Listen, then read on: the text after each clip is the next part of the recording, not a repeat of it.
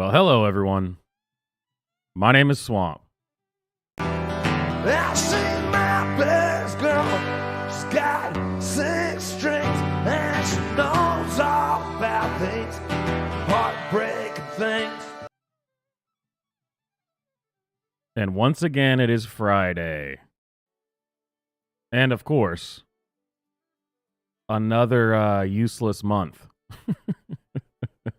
We had Black History Month, and now we have Women's History Month. So I'm very excited to go over some truly amazing women out there in this world. Some of them even actually are real women, if you can believe that. They are an obsolete model. They're becoming more and more obsolete, but some of them actually are legitimately females.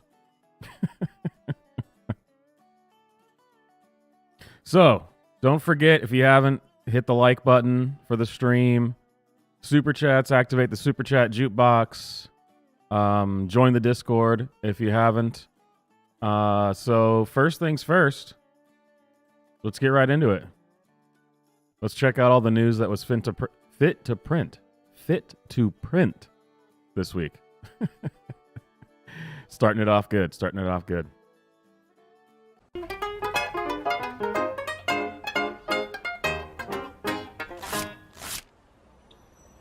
Okay, here.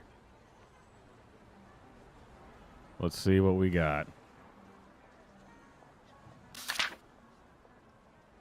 How white and affluent drivers are polluting the air breathed by LA's colored people. Or people of color. Oh, colored people's wrong. I forgot. Oh, man. Like many Angelenos, I spend a lot of time behind the wheel of my car. I drive from my west side apartment to Dodger Stadium near downtown and further east to hike in the San Gabriel Mountains.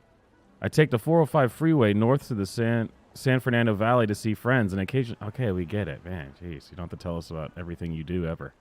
So I couldn't help but consider my own complicity while reading a new study from USC researchers finding that Angelenos who drive more tend to be exposed to less air pollution, and Angelenos who drive less tend to be exposed to more pollution. I kind of feel like we're all exposed to the same amount of pollution. Anyway, it may sound like a paradox, but it's not. It's a function of the racism that shaped this city and its suburbs and continues to influence our daily lives with a stark reminder of the need for climate solutions that benefit everyone. Man, that has to be one of the dumbest sentences I've ever read. My colleague Terry Castleman wrote about the study, which was published in the peer-reviewed journal Urban Studies. Urban Studies. I'm not going to make any jokes here. That's Urban Studies. Okay, the core finding is that for every 1% increase in miles driven to and from work by people who live in a particular part of LA County, there's an estimated 0.62% decrease in the lung-damaging fine particulate matter to which those Angelenos are exposed. Man, who would have thought that they'd be eventually saying driving your car was a good thing?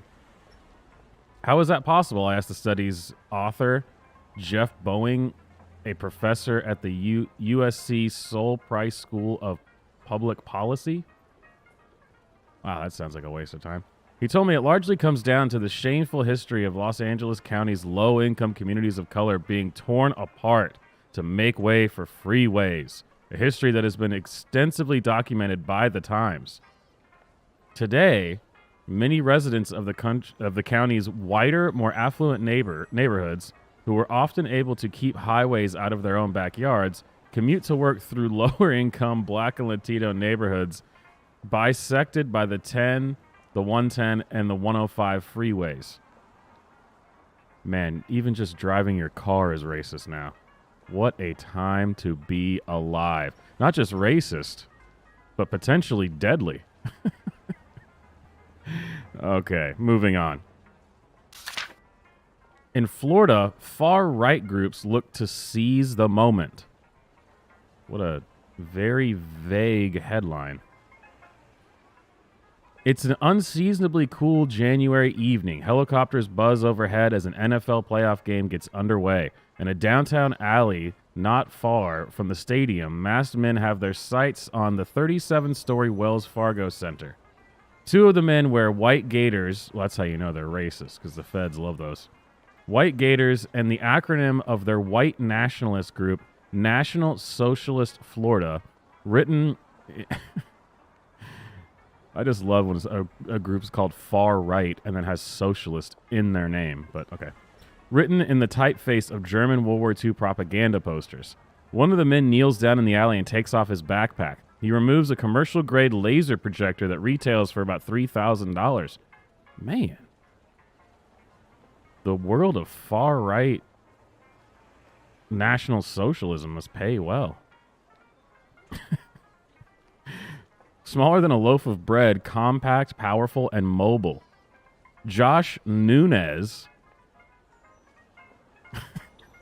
the infamously famous last name of all white nationalists, Josh Nunez, the leader of the small band of white nationalist extremists, keeps a lookout for police while the other man aims a laser onto the skyscraper, careful to avoid helicopters flying overhead and possible detection.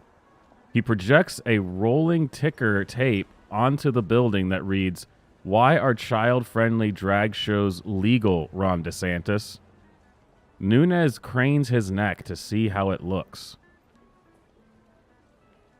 This demonstration might not seem like much, but for these far-right groups, again, socialists, it's a way to punch above their weight and get noticed.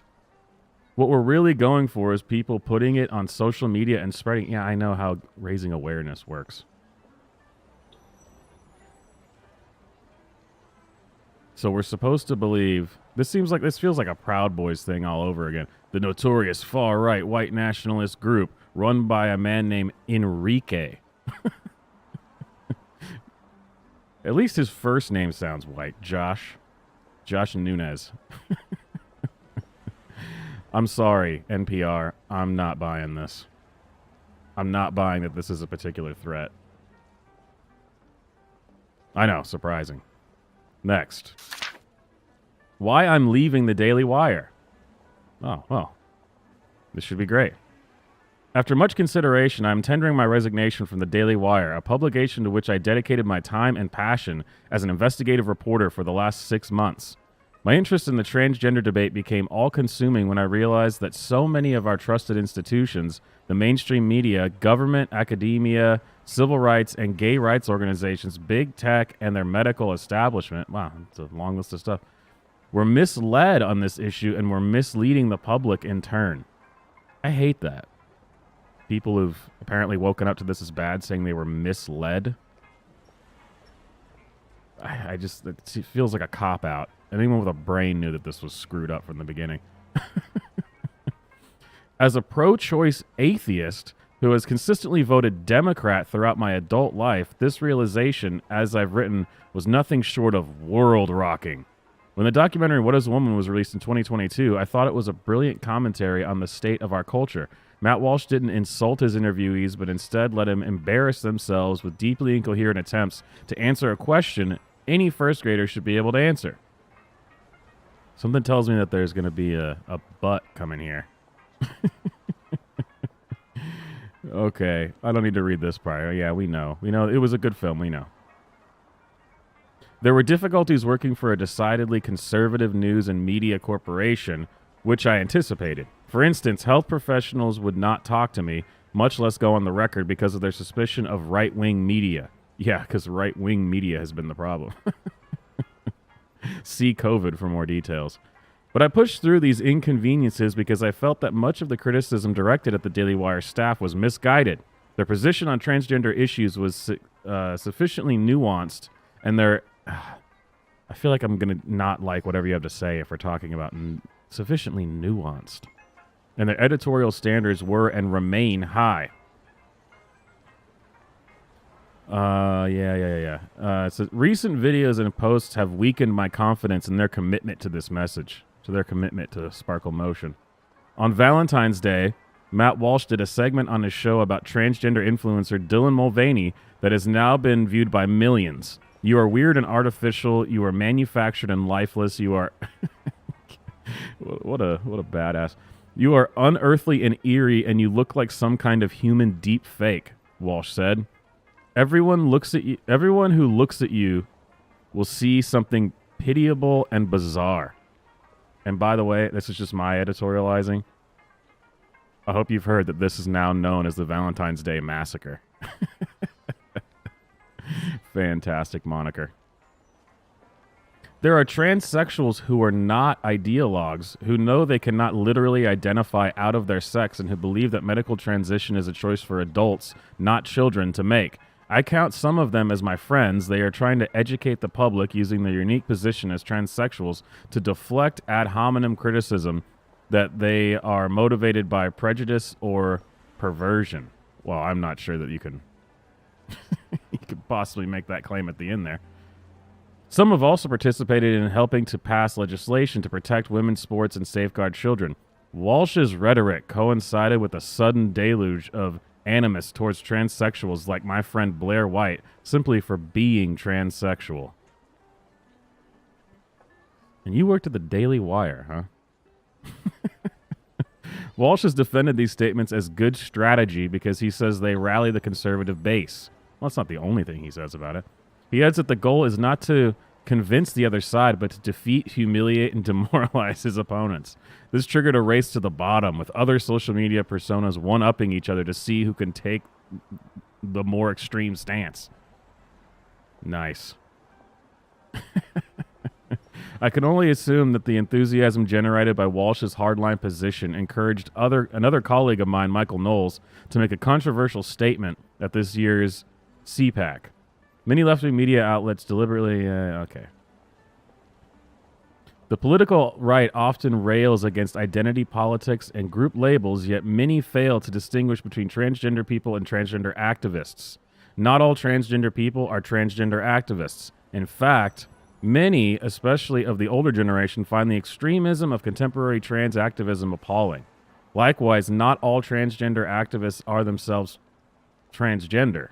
Included in this group are doctors and researchers who pump out junk science and take their careers on medical experimentation on vulnerable teens.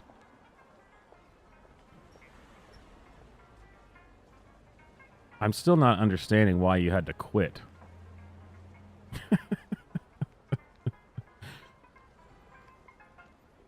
As a journalist, I have to believe there are reachable centrists, including moderate liberals, who are uncomfortable with gender ideology but who have been insulated from serious coverage of this medical scandal. Winning over hearts and minds is difficult enough without inflammatory statements such as transgenderism must be eradicated from public life. Well, I mean, I think it should be. That sounds like the most reasonable thing I've heard in a long time coming from anyone in the media. There is a critical distinction between speaking truth and being tactless, between sticking to the facts and sticking it to the libs. I am keenly aware of the distinction between factual reporting and opinion. As a journalist and reporter, I've dedicated my days and nights to meticulously surveying data, scouring the primary literature, and choosing the best words to accurately convey the truth. But such painstaking attention to detail is rendered meaningless when the company's flagship entertainers and personalities speak impulsively and deploy divisive rhetoric for entertainment and clicks. It sounds like good riddance.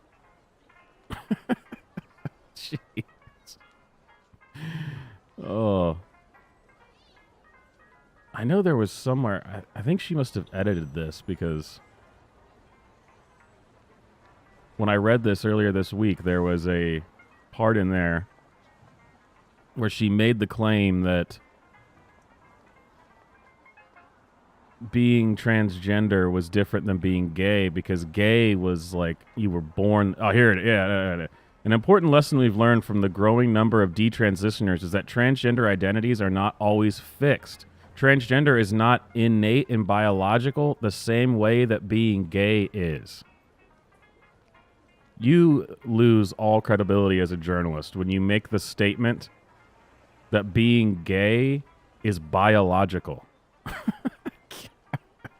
It sounds like the Daily Wire has dodged a bullet by having you leave in just 6 months and not lingering. Anyway, next up. Scientists make baby mice from 2 males, inching closer to same-sex births. You will live to see man-made horrors beyond your comprehension. That's not in the article, but it should be. Within the next decade, some scientists figure it will be possible to create a viable human egg from a male skin cell, paving the path for same-sex male couples to have their own biological children. Good Lord. The prediction came on the heels of a genome development that saw scientists producing baby mice by generating eggs from male cells. Oh my Lord. That is horrific in so many ways. The LGBTQ crowd in particular is no doubt cheering this latest evil. After all, if tearing down normal traditional family structures is the end game for LGBTQ activists, well then bucking God's most elemental order creation is the ultimate win. Gee, that was pretty well worded. I like that. I can't read more about this though. It's just too much. I can't believe eventually I'm going to be walking around in the world and have to wonder if the person next to me is an actual human being or if they were some kind of amalgamation of a bunch of male cells that, I don't know. It's horrors beyond your comprehension. Jeez. Woke moviegoers say Cocaine Bear, not for kids, encourages drugs. So we're just using woke for anything now, apparently. And who would have thought that a movie called Cocaine Bear wasn't going to be for kids? That sounds like a problem on the part of the viewer. Woke moviegoers say the new Cocaine Bear, or saw the new Cocaine Bear, and they think it's way out of line. Cocaine Bear has been getting rave reviews, raking in $8.65 million on its opening night. But not everyone is so fond of the movie. Some woke viewers complained the new film is encouraging drug use and not suitable for kids. Oh yeah, because that sounds like something a woke person would say. That's woke people don't have any problem with drug use, and they think everything is suitable for children. How are they using the word woke to describe what sounds like conservatives? I don't understand. The movie, which is rated R, which again should have been the first sign that this wasn't for children. I know, crazy. For bloody violence and gore, drug content, and language throughout, is loosely based on a true story. In 1985, a bear was found dead in the Georgia woods after consuming a drug smuggler's stash of cocaine that was dropped from a plane. I might actually see this movie. I'm not gonna lie.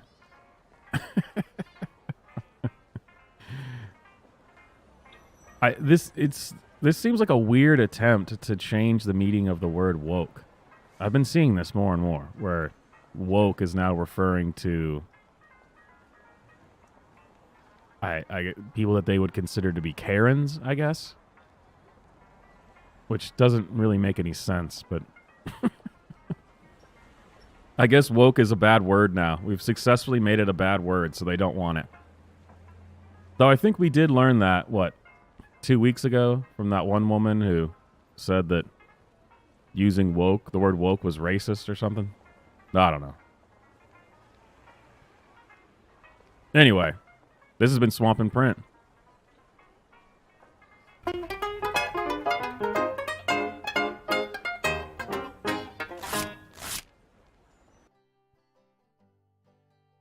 All right.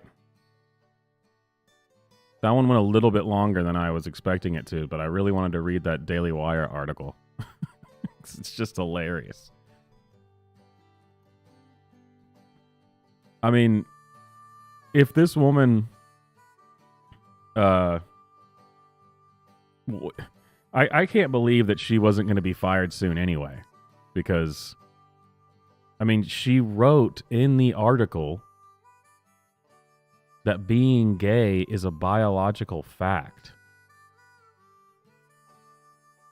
Being transgender is not innate and biological the same way that being gay is. What? I mean, that's just stupid on so many different levels. Jeez.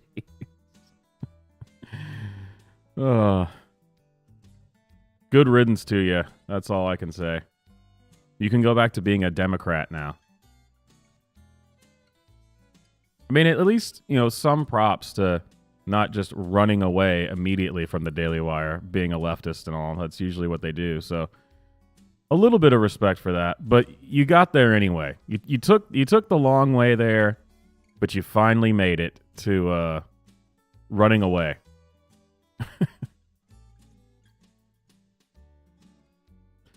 Okay, ladies and gentlemen, it is Women's History Month. So, of course, the first thing that we have to go over, I'm sure everyone's seen this already a ton of times, but I'll make it quick. But this is where we have to start for Women's History Month. My name is Faye Johnstone. I'm the Executive Director of Wisdom to Action. We can create a world where everyone is able to live in public space as their honest and authentic selves. See the woman changing how we see the future at Hershey's Canada. So obviously, everyone's been talking about this, so I don't need to spend too much time on it. And Daily Wire released their chocolate because of this. But there's a part of this story that I feel like people are missing, okay? I'm not entirely sure that this person right here, I think this might be James O'Keefe. I mean, they're very similar. I'm not entirely sure this isn't James O'Keefe on some new undercover thing. I mean, am I wrong? It's dead on. I mean, that is James O'Keefe. I think James O'Keefe is infiltrating the LGBTQ activist world. I think that this is not being addressed nearly enough.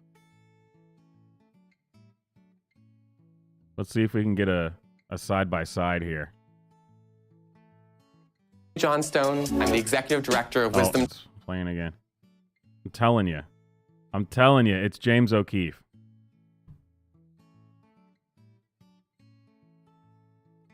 There we go.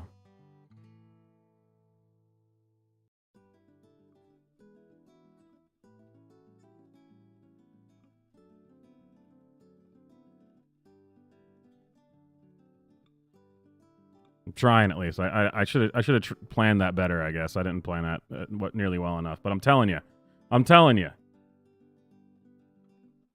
That's James O'Keefe. The whole thing about him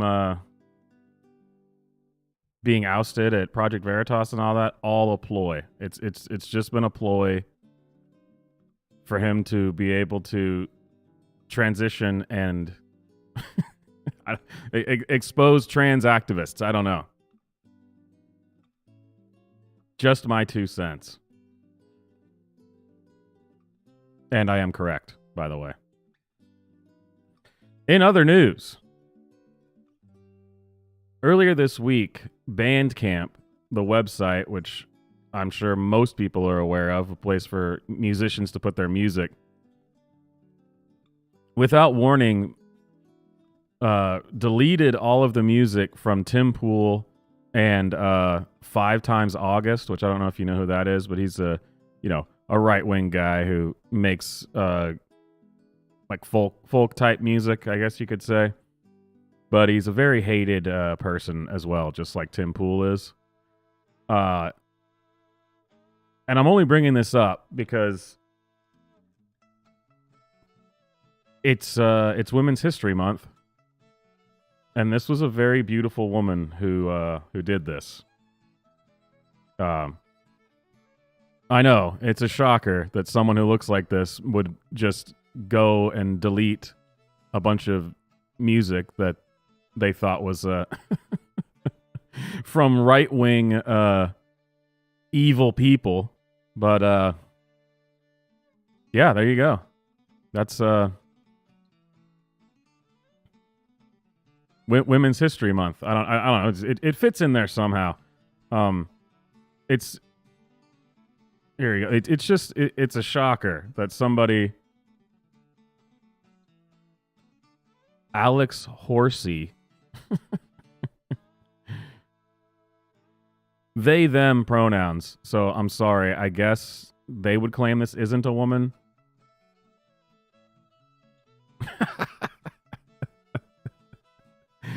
Oh, but in case you forgot, basically everything on the internet is still run by people like this, and they will just delete your music. And this, look at this beautiful and brave woman who clearly would never be able to do anything in real life, but has found power in some niche somewhere by promoting, quote, directly connecting artists and their fans and making it easy for fans to support artists equitably so that they can keep making music. It's all in the name of equity, ladies and gentlemen. Anyway, let's continue honoring women for Women's History Month. Speak for your goddamn self. Leave the rest of us out of it. Slava Ukraini. Heroyam Slava. Speak for your goddamn self. Leave the rest of us out of it. Slava Ukraini. Heroyam Slava. So if you can't tell, this is on TikTok, and somebody said Americans are not with Ukraine. So somebody was being a sane person and saying, no, Americans, we're not down with this. And then this beautiful and brave woman in our armed forces made this video. Obviously, majorly in support of Ukraine, as all people should be. And an absolutely beautiful example of our armed forces. Just fantastic. Why can't these people ever, comb their hair? I mean, damn, lady. Damn. But I am 100% sure that Ukraine is going to win this war with the support of amazing women like this. Speak for your goddamn self. Leave the rest of us out of it. Slava Ukraini. Heroyam Slava. Russia is shaking in its boots now. It's game over, man. Game over.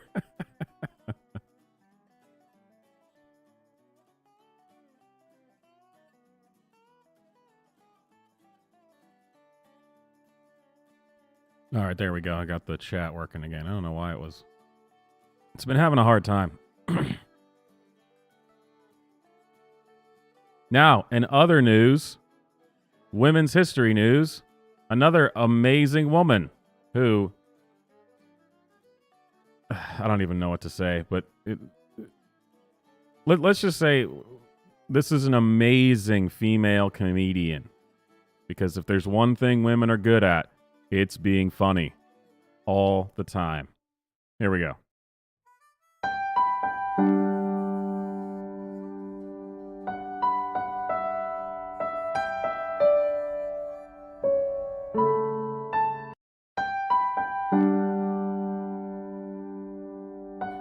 So, you see, this is really funny because,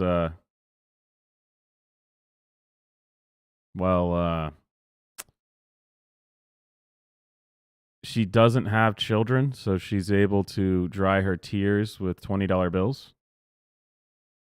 And she's able to have a handbag, which is really important and also very hilarious. And is able to have a dog, which is these things you would never be able to do with children. I honestly I have no idea who the target audience is for this. Why do women feel the need to make videos like this? They've been popping up all over the place. It's just absolutely pathetic.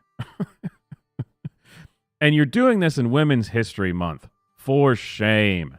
For shame. I really don't understand it. What is the...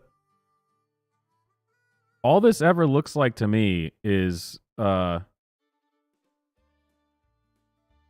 no one was really on your case about not having kids. I mean, maybe somebody in your life brought it up to you once that, like, oh, you ever planning on having kids? You know, you're 40. It might not be easy to do. And then to prove that how happy you are, you do something like this, which is just not something that happy people do. It's not. But sure. This is just quality content. Absolutely hilarious. This is a women comedian moment right here. I hope she's proud of herself. And it's just so original that I'm sure, I mean, I think she came up with this all by herself. All by herself. Well done, lady. Well done.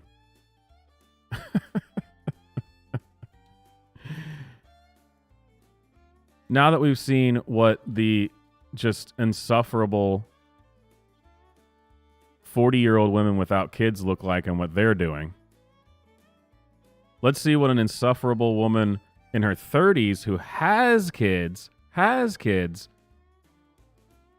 but is, I would say, even more insufferable than this woman. So, again, in honor of Women's History Month, this is what women are offering the world nowadays, and it's just,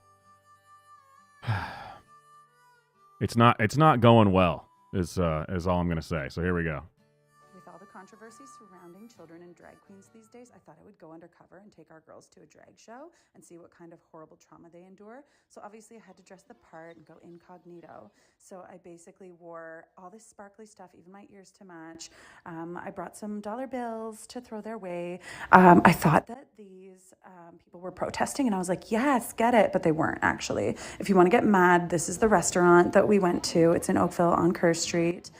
We met a friend there who was going to serve as an ally. We made sure to dress the girls up to match the part because they had to really fit in as well. I had to have a drink to be able to get through it because honestly, I wasn't even sure that I was going to be able to pull it off. Anyway, the first queen came out, and how dare she look like that? Like, I mean, if I were to wear that outfit, it would definitely look good, but definitely not on her. Anyway, so the food was good, at least, because the show was kind of whack. I mean, look at this. Look at the moves. Look at everything. We had the girls give some tips because obviously we had to immerse them in the whole experience so we could document the trauma afterward. The queens even brought them up to do like a special little dance competition with another little girl that was there, that poor little girl.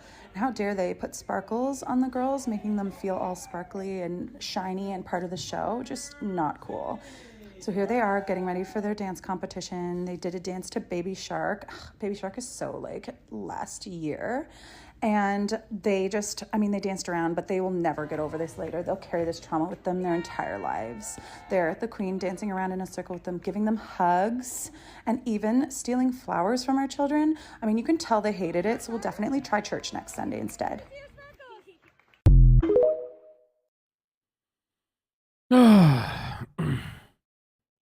So many things that could be said about this. Just so many.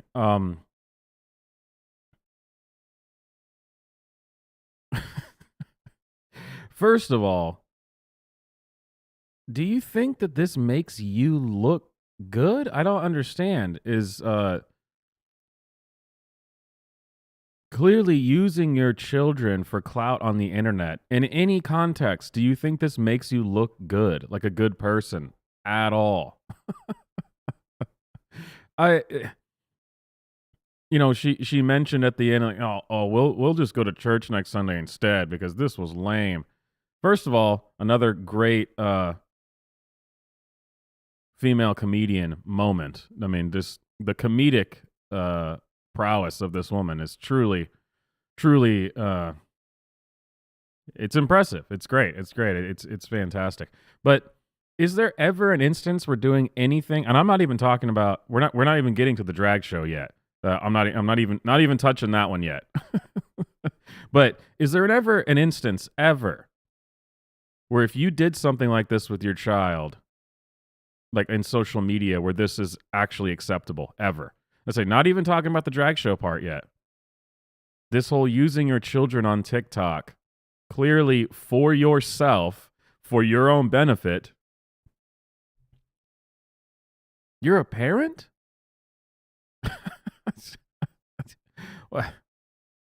What is wrong with you, woman? I mean, this is bizarre. You don't see stuff like this coming from people on the right.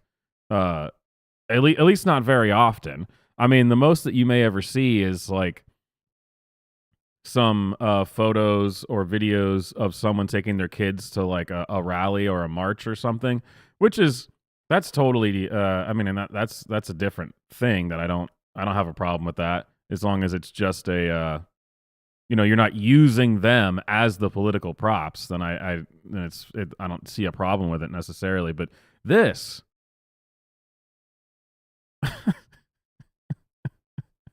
you are a terrible, terrible person. Any reasonable person would think so. It's disgusting. I mean, honestly, I don't understand. And I said, I haven't even talked about the actual drag show part of it yet. I'm just talking about being a god-awful human being all around. Everything about you is just terrible. And then you have to add in the drag queen stuff. So you went from being probably the worst mother on the planet already to just absolutely 100% confirming that that our suspicions were true. Using your kids for clout on the internet and then drinking mimosas with them while men dressed as women dance around. I'm struggling to see any case ever where anything like this would ever be acceptable. But it's a brave new world, and this is what women are bringing to the table. This is well done, ladies. Well done. You've successfully managed to remove every single maternal bone from your entire body and just use your kids as props to get follows or subscribers on TikTok. Well done. Society doesn't deserve to continue if this is what we're doing. That's it, guys. I'm hanging it up. I'm no longer going to be fighting the culture war. It's game over. It doesn't deserve to continue. But no, this is Women's History Month, and these are the women. This is what we got. Lord. And now, on to Joe Biden. Holds near and dear to you that you like to be able to. Anyway. And of course, since it is Women's History Month, taking the place of Joe Biden is going to be Jill Biden. Excuse me, Dr. Jill Biden. But don't worry. Biden may not have a brain. He just may be a bumbling buffoon. Jill Biden is stupid in a whole other way. So, take it away, Dr. First Lady Jill Biden. Now, your husband is 80 years old. If he wins a second term, he would be 82 at inauguration. What do you say to those people who say maybe he's too old to be president? Are those fair questions and conversations to be having? I say, look at what he's done. You know, look at what he's doing. Look at how physically he's got the good bill of health from the doctors through his physicals. But how many 30-year-olds could travel to Poland, get on the train, go 9 more hours, go to Ukraine, meet with President Zelensky? Morning, Mr. President. His energy level, his level of passion. So look at the man. Look what he's doing. Now, your husband is 80 years old. Yes, Jill Biden. In answer to your question, which was, how many 30-year-olds could get on a plane and then get on a train and then walk anywhere? All of them, unless they are severely, severely disabled or morbidly obese. Which, granted, the percentage is a lot higher than we would probably like to believe. But it's still extremely low. And using as your barometer for physical ability is, well, he flew on a plane. But wait, there's more. He then sat on a train. But wait, there's more. He then rode in a car. But wait, there's more. He shook the hand of somebody in public. What a workhorse this guy is. Flying in luxury on Air Force One, and then presumably he wasn't taking a regular passenger train. You know, it was some high-end, really nice thing. Yeah, how many 30-year-olds could do that? That's brutal. I really, I got to give it to her. She's right. He may not have a brain, but son of a bitch, he's in great shape. Holds near and dear to you that you like to be able to. Anyway. And that brings us to always one of my favorite segments, the Twitter thread of the week.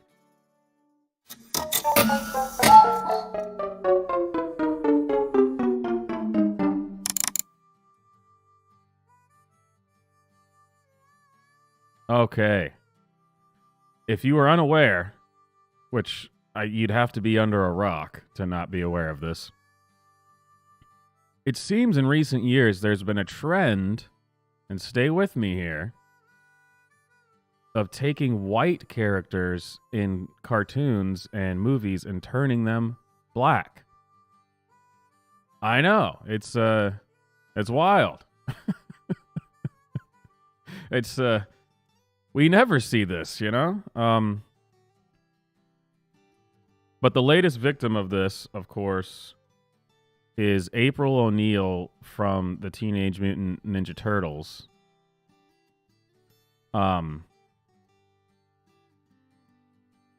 Yeah. Oh, jeez. Not only did they have to change April O'Neil from a redhead, which is another thing that I don't understand, is I've seen some stuff online. I didn't notice this until this character. It's mostly redheads that they're turning into black people. What is the ginger hatred? I thought that was something from South Park in 2010 or something. Are we back to the gingers don't have souls thing? But anyway, not only did they make her black, which is just annoying, but Why did you have to intentionally make her ugly? She's shaped like Grimace from McDonald's. April O'Neil is known for being hot. I know, weird to say. I'm not into weird cartoon stuff, but that's the thing. It's like everyone's aware of this. You couldn't even make it like a normal, decent-looking black woman. She's got to be shaped and proportioned like Jack Black. This is just terrible. It's like they intentionally, and of course I'm speaking. What's this? Totally, this is not true. Okay, but it's almost as if they just have to take things that are cool and look good and are beautiful in some way and just make them into utter garbage. And why does she still have slightly red hair? What is going on here? It's like what they did to the Little Mermaid, where it's like they make her black, but then they CGI her to have red hair. What? Oh. Anyway, to the Twitter thread. We never needed a black April. That is definitely true.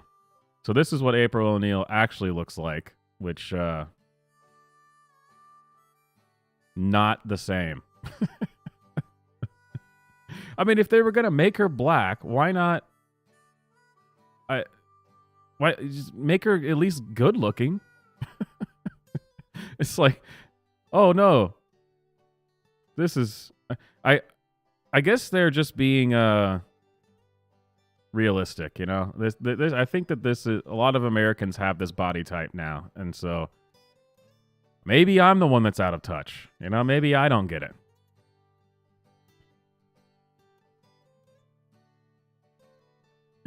Cool, they made the skinny redhead fat and black. You know, the one thing that you notice in a lot of these is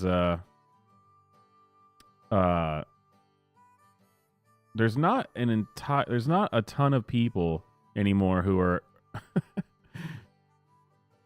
it's Velma all over again. There's not too many people who are with this anymore. It's like in the beginning of this, it seemed like more people were into it. And now even the people who've been woke for a long time are not into it.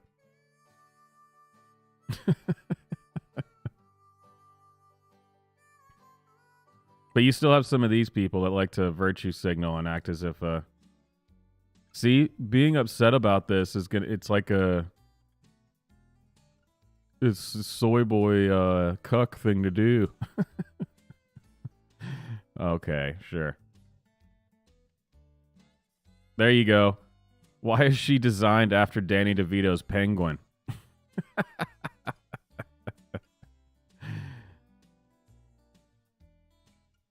Surely someone posted a picture of that, like a screenshot. I mean, that was an animated thing. Where is it? Surely someone posted a picture of that because it is pretty dead on.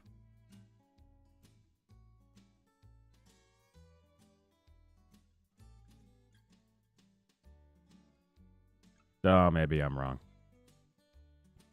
Anyway.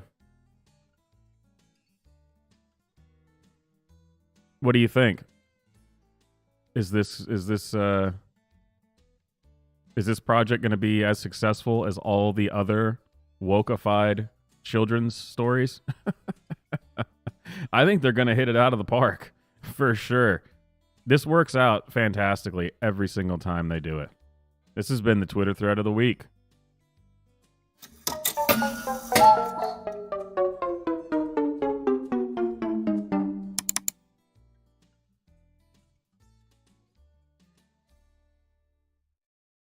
Why can't they just leave the ginger women alone? Not cool, all right?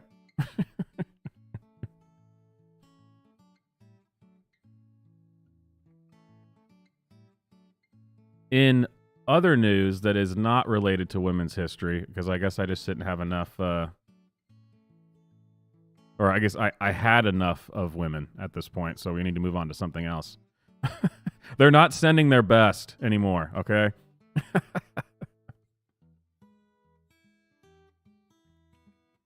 But this is hilarious. So I'm going to present to you a community rocked by an act of hate. The unprecedented hatred. Look out, man. A community hit by hate. A community hit by hate when a man leaves tire marks all over a pride flag painted on an intersection. Residents around the area speaking out in disgust. 7's Danielle Garcia is live in Fort Lauderdale with more on the search for that driver. Danielle, good morning. Good morning, Lorena. That mural right behind me was unveiled just about 20 days ago. Already it's been damaged and covered with skid marks. The community here is saddened, as you mentioned, but they are planning to redo it. In fact, the cleanup process has I gotta say, is the community saddened by this? Really? First of all, you put a flag on the road and then you lose your minds when people drive on it, which is just fantastic. But couldn't you say that it is in fact the community that's doing this to the flag? What is this vague? The community is saddened by this. Well, then who's doing it? Are you saying these are foreign actors coming from another state? I doubt it. But, I could be wrong. But for your enjoyment, we have a few of these videos showing what has happened. These brutal acts of hate of people driving on the road. You gotta love it.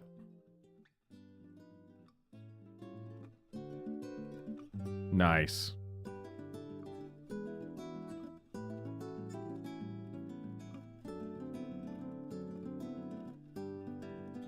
And then you gotta love this random person that's walking up and getting out of their car. It looks like they're wearing a beach towel around their waist or something. And they are shocked, appalled. Don't drive on the road. Yeah, unfortunately, the real sad story here is that after this has happened, the driver has confirmed that his truck now has monkeypox, and he just doesn't know what to do about it, and that's just rather unfortunate. And this has happened several times, which again is why I'm saying that doesn't this...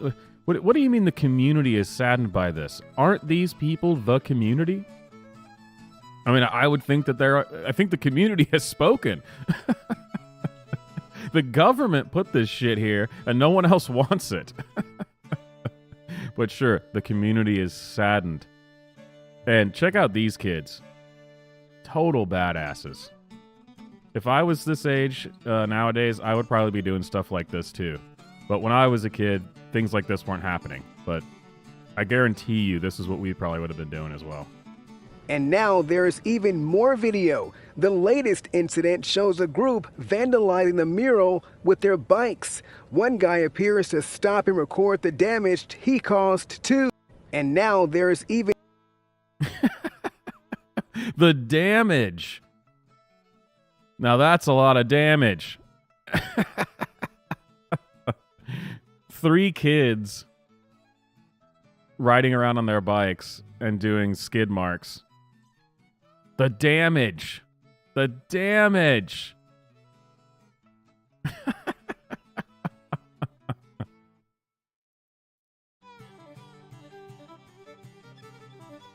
I can't believe that there was someone who stopped and filmed the brutal assault.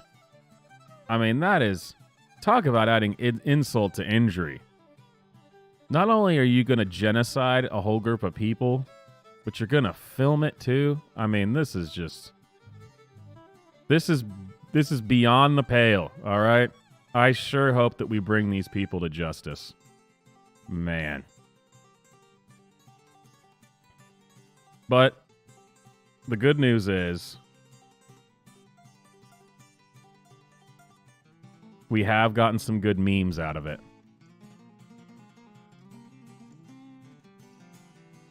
Glorious.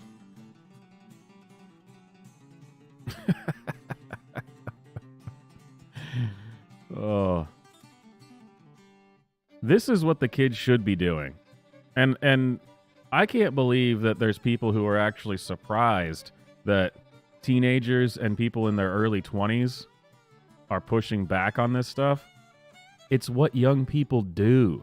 You are the establishment now. What is it that teenagers and rebellious 20-somethings do? They fight the establishment. This is the way it's always been. All right? There's nothing you can do about it. But just please, please, keep this community in your prayers because they are saddened by what has happened here. Ugh.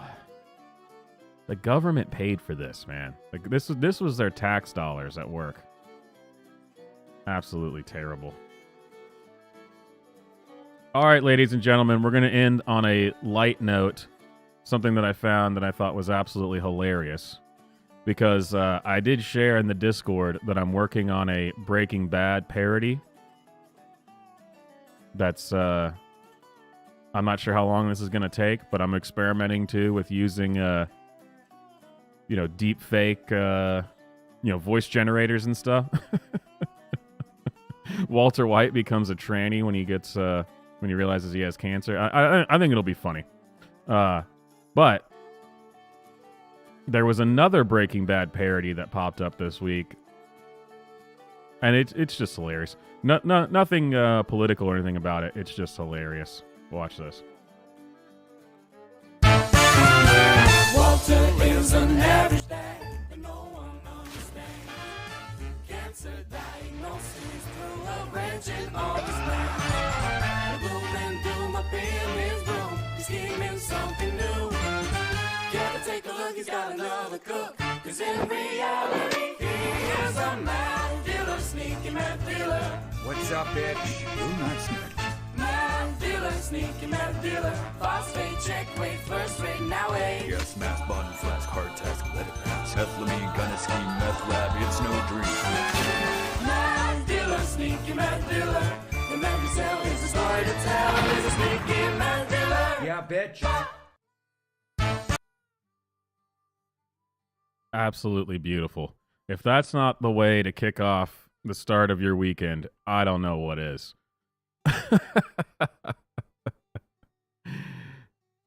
All right, ladies and gentlemen, make sure to like the stream if you haven't. Super chats, always appreciated. Join the Discord. And let me know if you think that I should add the hat that I've been wearing. Should I add that to the merch store? I meant to do it, and I never did. The R.I.P. Roe v. Wade. Obviously, I meant to do it when it was more relevant, but it's still relevant, even if it's not in the news anymore.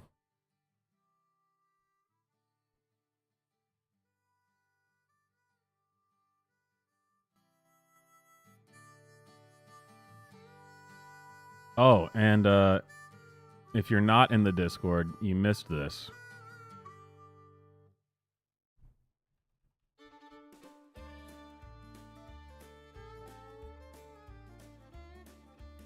I bought a new toy this week.